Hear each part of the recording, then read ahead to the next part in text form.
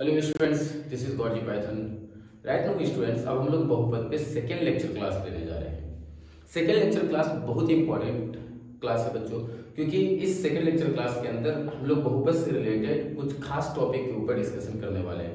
इन खास टॉपिक से जो हमारे बोर्ड एग्जाम में है ऑब्जेक्टिव क्वेश्चंस बनते हैं बच्चों। और यहाँ पर क्या है कि बच्चों ये जो टॉपिक्स है ये 9th क्लास वाले बच्चों के लिए भी इंपॉर्टेंट है, क्योंकि 9th में भी टॉपिक्स को पढ़ना है, और क्लास 10th वाले बच्चों के लिए भी ये इंपॉर्टेंट टॉपिक है। और इन टॉपिक से ऑब्जेक्टिव क्वेश्चंस बनेगा, इन टॉपिक से सब्जेक्टिव क्वेश्चंस काफी मायने बनते हैं बच्चों। और जब हम लोग पूरा बहुपद क्लियर कर लेंगे स्टूडेंट्स, तो हम लोग क्वेश्चन आंसर सेशन शुरू करेंगे। वहां पर हमें सारी किताबों से लाइक एनसीईआरटी, जिसको बिहार बोर्ड में बीटीबीसी कहा जाता है, उस किताब से, फिर से भारती भवन से, फिर आर सवाल, आर शर्मा, जितनी भी किताबें मैं सब पॉसिबल किताबों से आपका क्वेश्चन आंसर सेशन करा दूंगा बहुपद कंप्लीट होने के बाद, ताकि आपको एक ग्रिप मिल जाए कि आप बोर्ड कॉम्पिटिशन हर लेवल पे बहुपद से जो है मार्क्स स्कोर कर सकते हैं। नाउ स्टूडेंट्स, अब हम लोग क्या करते हैं, टॉपिक्स को अच्छे तरीके से कवर करते हैं। नाउ स्टूडेंट्स, मैं डिस्कशन शुरू करता हूँ। पहला जो टॉपिक है स्टूडेंट्स, वो है हमारा बहुपद का घात, जिसको हम इंग्लिश में बोलते हैं डिग्री ऑफ अ पॉलिनोमियल। बच्चों, बहुपद का घात का मतलब क्या होता है कि बहुपद में चर पे जो बड़ी पावर रहती है, चर की उस बड़ी पावर को बहुपद का घात कहते हैं। फॉर एन एग्जाम्पल स्टूडेंट्स, अगर मैं लिखा एक बहुपद x square minus 10x cube minus 9, ठीक है, तो ये मान लो कि मैंने ले लिया एक बहुपद, और पूछा जाए कि इस बहुपद का घात कितना है, तो चर देखो, यहाँ चर पावर 2 में है और यहाँ चर पावर 3 में है। तो इस बहुपद में चर की बड़ी पावर कितनी है? ऑब्वियसली चर की बड़ी पावर भी 3। तो जो चर की बड़ी पावर 3 है, उस पावर को 3 को हम इस बहुपद का कहेंगे घात। तो घात इक्वल हम लोग लिख लेंगे कि 3 हो गया। अगर हमसे पूछा जाए कि x पे power 2 into x plus 2x square, इसका हमसे घात पूछा जाए बच्चों कि इस बहुपद का घात कितना है, x square multiply x plus 2x square की घात कितनी है। तो बच्चों, इसका हम लोग डायरेक्टली घात नहीं बता सकते हैं। आपको लगता होगा सर यहाँ पावर 2 यहाँ पावर 2 है, तो शायद घात 2 होगा, नहीं। पहले इस एक्सप्रेशन को हम इजी करेंगे, क्योंकि ये मल्टीप्लाई फॉर्म में ये सिस्टम है, तो यहाँ मल्टीप्लाई करेंगे बच्चों। इस चर से इस चर को मल्टीप्लाई कर दीजिए। जब सेम चर मल्टीप्लाई होता है तो चर वैसे ही लिखाता है और पावर ऐड हो जाता है। जैसे x से x को इंटू करेंगे तो x वैसे ही लिखाएगा, पावर ऐड हो जाता है। तो यहाँ 2 पावर है, यहाँ 1 पावर, 2 1 हो गया 3, तो ये हो गया x क्यूब। फिर इससे हम लोग इसको भी मल्टीप्लाई करेंगे, तो प्लस इंटू प्लस प्लस, यहाँ 1 मान लो, 2 1 जा 2, x से x की मल्टीप्लाई होगी तो x लिखाएगा और पावर ऐड हो जाएगा 4। 2 प्लस 2 कितना हो गया बच्चों? पावर 4। तो ये हो गया 2x टू द पावर 4। अब इसकी घात बतानी है, तो अब जो इसकी घात हुई स्टूडेंट्स, वो कितनी हुई? 4, चर की बड़ी पावर, ठीक है, घात होती है, ये हो गया 4। अब जैसे मेरे पास, मान लो कि मेरे पास होता है बहुपद -10 और इसकी घात हमें बतानी होती है बच्चों। तो बच्चों -10 जो है, इसको हम दूसरे फॉर्म में चर के साथ लिखेंगे, ठीक है। -10 का अगर हमें घात बतानी तो इसको चर के साथ लिखनी होगी, तो इसको हम कुछ इस तरीके से लिखेंगे, -10x टू द पावर 0। बच्चों, ये दोनों का सेम मीनिंग है। x टू द पावर 0 की वैल्यू होती है 1, और 10 मल्टीप्लाई x पे पावर 0 1, तो 10 1 जा 10। तो इसमें कोई फर्क नहीं, ऐसे लिखने से ये बहुपद भी हो गया और चर की हाईएस्ट पावर कितनी आई? 0। तो इसकी घात हो गई बच्चों 0, ठीक है। अगर हम लोग बात करते हैं कि 1 की या फिर 1/2 की घात कितनी है स्टूडेंट्स, तो 1/2 को हम कुछ इस तरीके से एक्सप्रेस कर सकते हैं, 1/2 y टू द पावर 0। इन दोनों की मीनिंग सेम है स्टूडेंट्स, जबकि 1/2 जो है उसको 1/2 y टू द पावर 0 लेंगे तो मीनिंग सेम रहेगा, क्योंकि आप जानते हैं y टू द पावर 0 की वैल्यू होगी 1, तो हाफ इंटू 1, तो हाफ 1 हाफ, तो फिर से बात वही है। लेकिन ऐसे लिखने से चर की पावर हाईएस्ट कितनी ली हमने? 0, और 0 ही ले सकते हैं तो मीनिंग बदल जाएगी, तो इसकी घात हुई बच्चों 0। नाउ स्टूडेंट्स, अगर हमसे पूछा जाए x minus 2x square minus 5x cube minus 9 to the power 4 plus 4, इस बहुपद की घात पूछी जाए, तो देखो चर पे पावर 2 है, 3 है, पावर 4 है, तो बड़ी पावर कितनी हुई? 4।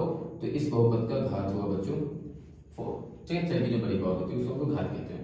नाउ बच्चों, वन मोर एग्जांपल, अगर हम लोग से पूछा जाए x to the power -2 into 3x to the power 5 minus 4x to the power 2, इस बहुपद का बच्चों हमसे घात पूछा जाता है, तो हम क्या बताते हैं? तो बच्चों, अगर इस बहुपद का घात बताना हमें, तो इस बहुपद को हमें सिंप्लीफाई करना होगा, ठीक है। नाउ देखो कैसे करते हैं हम लोग सिंप्लीफाई। जैसे हम लोग यहाँ पर देखोगे, यहाँ हमने सिंप्लीफाई किया था ना, सेम वे में यहाँ मल्टीप्लाई करके सिंप्लीफाई करेंगे। तो यहाँ पे नंबर 1 मान लो, 3 1 जा 3, x से x को मल्टीप्लाई करेंगे तो वेरिएबल x वैसे लिखा है, चल x वैसे लिखा है, पावर ऐड हो जाएगा। जब हम -2 एंड +5 करेंगे, इन दोनों को जोड़ेंगे तो रिजल्ट मुझे कितना मिलेगा, +3, तो 3x टू द पावर 3 हो गया। ठीक है, अब यहाँ से इसको मल्टीप्लाई करेंगे, प्लस इंटू माइनस माइनस हो गया, 4 1 जा 4 हो गया। x से x को मल्टीप्लाई करेंगे तो x चर तो वैसे रहेगा, पावर ऐड होगा, -2 + 2 तो कितनी हो गई, चर की पावर 0 हो गई। तो अब देख लो बच्चों, अब इसकी घात बताना। तो भाई घात कैसे हम लोग बताएंगे, चर की जो बड़ी पावर होती है वो घात होती है, तो चर की बड़ी पावर यहाँ पर कितनी है, 3, तो घात हो गई 3। होप स्टूडेंट्स कि ये टॉपिक आपको क्लियर हुआ होगा। ठीक है, जो भी एग्जांपल्स होगा उसको आप इंपॉर्टेंटली नोट करेंगे, घात कैसे पता करते हैं उसको नोट करेंगे, ऑब्जेक्टिव्स में क्वेश्चंस होते हैं स्टूडेंट्स। नाउ अब बात करते हैं दूसरे पॉइंट पे। दूसरा पॉइंट है गुणांक, कोएफिशिएंट। तो स्टूडेंट्स कोएफिशिएंट क्या होता है, देखो मैं आपको बताता हूँ। जैसे किसी बहुपद के अंदर क्या होता है कि चर भी होते हैं और अचर भी होते हैं। तो जैसे मान लो कि ये चीज को मानते हैं हम, जैसे ये मेरे पास मार्कर है, तो मार्कर के वाइट पोर्शन को हम मान लेते हैं कि ये चर है, और उसके साथ जो ये दिख रहा है आपको कैप, उसको मान लेते हैं कोई संख्या। तो ये चर के साथ ये संख्या अगर गुना में है तो इस गुना वाली संख्या को चर का गुणांक कहेंगे। गुणांक जो गुना में हो चर के साथ, वो चर का गुणांक कहलाएगा। फॉर एन एग्जाम्पल स्टूडेंट्स, जैसे मैंने यहाँ पर एक एग्जाम्पल लिखा हुआ है कि जैसे मेरे पास एक बहुपद है, ठीक, तो देखो x स्क्वायर के साथ गुना में कुछ नहीं दिख रहा, तो गुना में यहाँ 1 होता ही है, तो x स्क्वायर का गुणांक कितना हुआ, 1। अब देखो x के साथ गुना में कितना है, -3, तो -3 x के साथ गुना में है तो -3 x का गुणांक होगा, तो x का गुणांक ये हो गया -3। और जो 4 इसके साथ चर रही थी उसको अचर पद कहेंगे बच्चों, अचर पद हो गया मेरे पास 4। Okay, now one more example हम दे सकते हैं, 3x to the power 4 -5x cube -9x square and -9।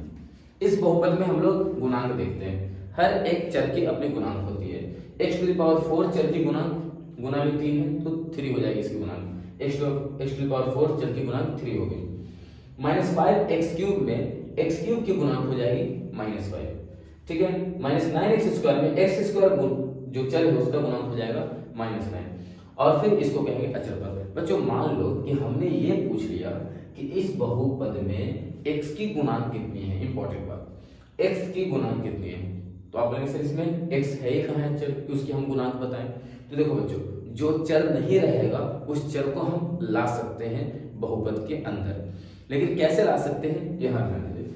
जैसे मान लो कि हमको इसमें चर x की गुणांक बतानी है और चर हम x हमको दिख ही नहीं रहा, लेकिन हम चर x ला सकते हैं कुछ इस तरीके से। देखिए इसको हम यूं लिख सकते हैं, 3x to the power 4 -5x cube -9x square, मुझे चर x लाना है, ठीक, मैं लिखूंगा +0 × x -9, चर x आ गया। अब देखो चर x यहाँ है भी और नहीं भी है, यानी चर x होते हुए भी नहीं है। अब इस तरह से क्यों, क्योंकि 0 × x यानी 0, और 0 जब ये पूरा है ये यानी 0 × x का मतलब 0 ही हुआ, क्योंकि 0 से x को गुणा करेंगे तो 0। तो देखो चर x है भी और उससे कोई वैल्यू पे फर्क नहीं पड़ेगा। तो इस तरीके से जो चर नहीं रहेगा उस चर को ले आएंगे, और x चर की अब गुणांक कितनी हो जाएगी, 0 हो जाएगी, तो x का गुणांक 0 हो जाएगा, ठीक है, x का गुणांक 0। अब देखिए x टू द पावर 4 का गुणांक 3, x टू द पावर 3 का गुणांक -5, x स्क्वायर का गुणांक -9, x की गुणांक 0 एंड अचर पद है 9। अब अगर मैं इस तरह से क्वेश्चन लिखता y³ - y + 2, मैं पूछता है इसमें y³ की गुणांक कितनी है, तो यहाँ गुना में 1 हो जाता है, y की गुणांक यहाँ भी 1 है तो -1 हो जाता है, अचर पद 2। अगर हम पूछ लेते हैं आपसे कि y टू द पावर 4 की गुणांक कितनी होगी, तो y टू द पावर 4 तो है नहीं, अगर लाएंगे तो 0 y टू द पावर 4 लाएंगे, 0 × y टू द पावर 4, तो y टू द पावर 4 की गुणांक हो जाएगी 0। होप आशा करता हूँ कि ये पॉइंट भी आपको गुणांक का क्लियर है, एग्जांपल्स को अच्छे से कंसीडर करेंगे, नोट करेंगे। नाउ आते हैं बहुपद के मानक रूप पे स्टूडेंट्स। बहुपद के मानक रूप का मतलब क्या होता है, तो सिंपल समझो, एग्जांपल लेता हूं मैं। जैसे मैंने एक एग्जांपल लिया, x² - 3x³ - 4x to the power 4 - 9x + 9। मान लो ये मैंने बहुपद लिया, मैं बोलूंगा बहुपद में जो पावर है, बहुपद में जो एलिमेंट है, हर एलिमेंट के पास चर है और उसकी कुछ पावर है। तो देखो ये एक ऑर्डर में नहीं लिखा हुआ होगा, तो अगर हम इसको एक ऑर्डर में लिखते हैं, ऑर्डर क्या होगा अभी बताते हैं, तो वो बहुपद का मानक रूप में हो जाएगा। जब बहुपद में उनके एलिमेंट को चर के पावर के घटते क्रम में लिखेंगे तो वो बहुपद मानक रूप में आ जाएगा। जब बहुपद होगी हमारे पास तो उसमें उनके एलिमेंट्स होंगे तो चर होंगी तो चर के पास पावर होगी। तो जब बहुपद के एलिमेंट को चर के पावर के घटते क्रम में लिख देंगे तो वो मानक रूप में आ जाएगा। दैट मीन्स बड़े पावर वाले चर से छोटे पावर वाले चर तक सजा देंगे हम बहुपद को, तो बहुपद मानक रूप में आ जाएगा स्टूडेंट्स। नाउ मैं इसको मानक रूप में तो नहीं है, देखो पहले 2 पावर है, कम, फिर ज्यादा, ठीक है, फिर कम, ठीक है। तो पहले ज्यादा पावर है 2, सॉरी कम पावर है 2, फिर ज्यादा पावर है, फिर ज्यादा पावर, फिर डायरेक्टली 1 पावर आ गया, बहुत कम हो गया, फिर यहाँ चर नहीं है तो चर की पावर 0 होगी, ठीक है। तो यहाँ पे ऑर्डर के लिए तो मानक रूप में कैसे लेंगे, बड़े पावर वाले चर से छोटे पावर वाले चर तक सजा देंगे। जैसे मैं मानक रूप में लिख रहा हूँ, बड़ा पावर वाला ये एलिमेंट है, इस चर के पास पावर सबसे बड़ी है तो इस एलिमेंट को पहले लिख देना -4 फिर इससे छोटे पावर वाले चर को लेकर आएंगे, उस एलिमेंट को लाएंगे, यानी इसको लाना पड़ेगा -3x3।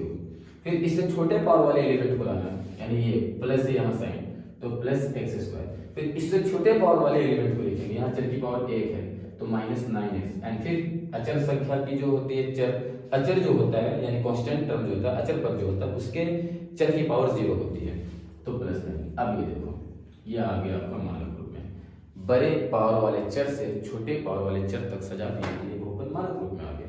अब जब भी आप बहुपद पे काम करेंगे बच्चों, बहुपद का ऑपरेशन करेंगे एक्सरसाइज में, तो बहुपद जब हमको दिया जाएगा तो वो इस फॉर्म में रहेगा, यानी मानक रूप में नहीं रहेगा, तो हम बहुपद को मानक रूप में लिख लेंगे खुद से, ताकि ऑपरेशन करने में हमको इजी पड़ेगा स्टूडेंट्स, ठीक है। तो मानक रूप में लिखकर जब बहुपद पर काम करेंगे एक्सरसाइज में तो हमको काफी आसानी से क्वेश्चंस को डील करने में मतलब कि काफी इजी फील होगा हम लोगों को। Okay, now one more example ले लेता हूँ स्टूडेंट, यहाँ पे वन मोर एग्जांपल ले लेता हूँ, -12x³ -√3/4x4 -9x² -4। यह मानक रूप में नहीं है, मानक रूप में कम होगा जब बड़े पावर वाले चर से छोटे पावर वाले चर तक ये सजा होगा, तो सजा दीजिए इसको मानक रूप में लाने के लिए।